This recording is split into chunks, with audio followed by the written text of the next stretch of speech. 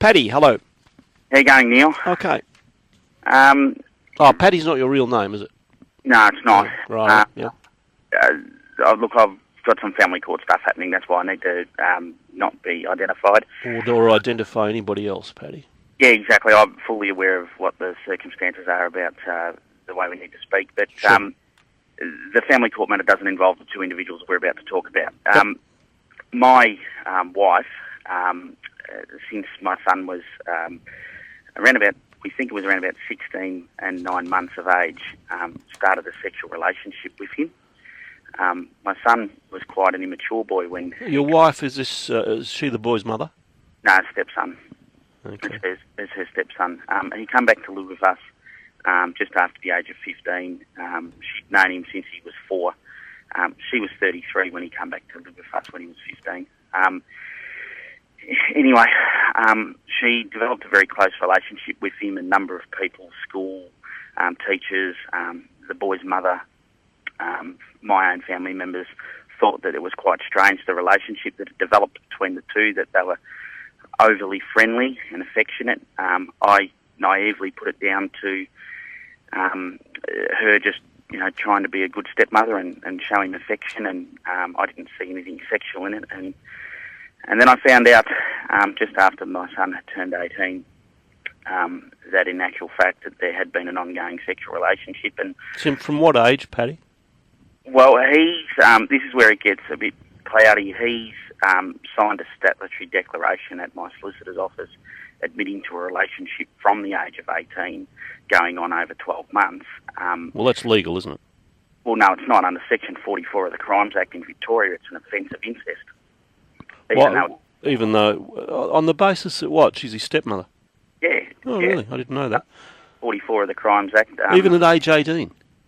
Yes, and it's punishable by a 25-year jail term. Okay, because 16, I think, is the age of consent for males.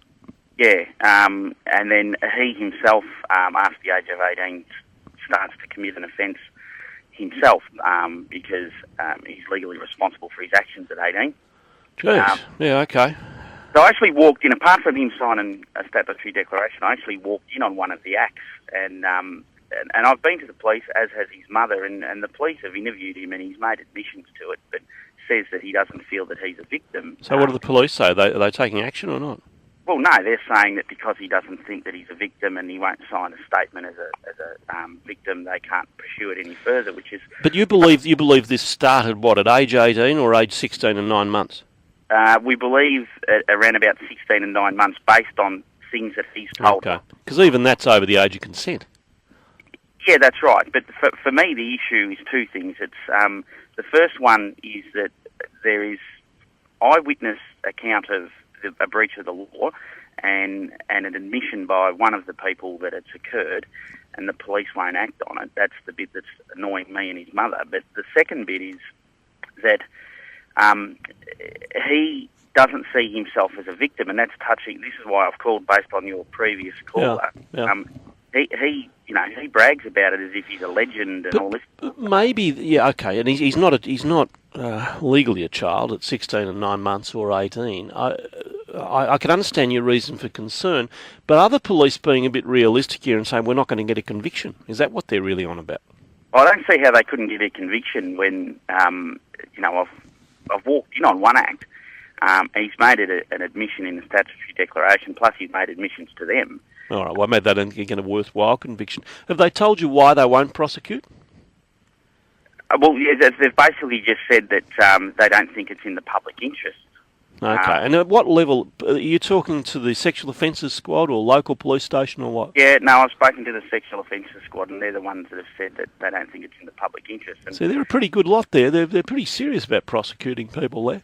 Oh, they were sympathetic to me, and I'm grateful for that, and they do a great job. The problem I'm having is that because no action's been taken, I'm having, as you can imagine, I'm not with my wife. I'm having problems getting my wife to accept and understand that what she has done is wrong and must stop. Are you still with you? You're not with your wife? You said? No, okay, fair enough. I don't think any man... Jeez, no, I agree. What do you do here? Well, look, there are several aspects, and one aspect's the police. I guess you can write to the Chief Commissioner and ask that be reviewed, the decision. Although, as I said, and I had a member of that squad in just the other day, they're a very caring and determined lot. They wouldn't make a decision on this lightly. But you could ask for the decision to be reviewed. And if the decision is reviewed and the prosecution's launched, then that takes the issue of what you do with your wife out of it. But what do you do in the meantime? Look, I don't know. What can you do? Can you apply for an intervention? You really need, and you said you're seeking legal advice, Paddy. I wouldn't get into that in any way from my lack of expertise in the area. I think it's too difficult, too complex, both legally and personally. I just wonder if you couldn't get a bit of personal advice on it as well, which might mean talking to a psychologist expert in the area. Even go to CASA, the Centre for Sexual Assault we're talking about a moment ago. There's an area too complex, too sensitive for me to be comfortable really advising beyond take further advice. And that's the way you can do it, by going to the Chief Commissioner and asking for it to be further examined, by talking to your lawyer as you're doing, by going to perhaps a psychologist expert in the area of sexual assault, and by perhaps talking to CASA. I'm sorry, Paddy, that's all I can offer. I think it's an extremely difficult situation. Obviously, your major concern's your son, and must remain that. And that's why it's even more important that you take that sort of advice. If he thinks, this is all terrific, he'll grow up and grow out of that, but you need to handle it very carefully on the way. Good luck with it. Ooh, gee, I just don't know. I don't know where you go with that. I really don't. But thank you for calling. Look, if you have a think about that and you want help getting in touch with any of those organisations or people, let us know, and we'll see what we can do. Talking